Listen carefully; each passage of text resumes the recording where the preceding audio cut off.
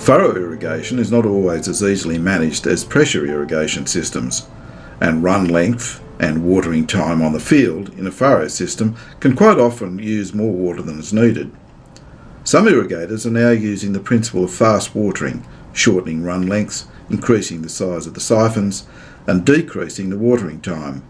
One of these is Hamish Miller from Emerald in Queensland. Probably the biggest change has been the workload from going from a 12. So we moved everything to an 8-hour shift, so we run things 3 shifts in a 24-hour period. So it has concerns. It makes the irrigation timeline for the whole irrigation shorter.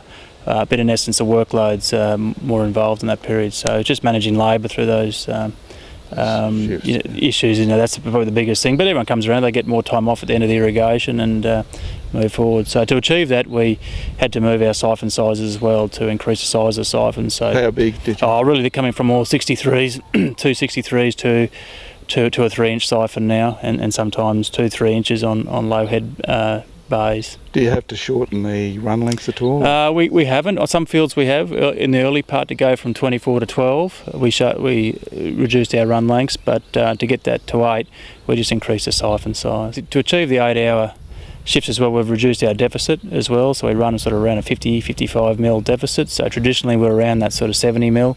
And reducing that deficit also with the combination of increasing the siphon side has allowed to get to that 8. So that was really probably the point to get to the 8. And if you squeeze that deficit a bit further out, take it to 60 or 65, a bit short a bit of water, sometimes you're suddenly back at 12 hours again, trying to get those shifts through. I think agronomically it's been a really good move. We've seen more consistent uniformity with yield through the field, so there's less waterlogging at the tops of the fields. I think we've got certainly picked up, probably 10 to 15% in yield by changing our water practices on farm. Probably we'd say we'd be saving probably close to a megalitre a hectare per season over our traditional ways of doing things. And a lot of that loss was through, evaporation, deep drainage, and not utilising your tail water effectively.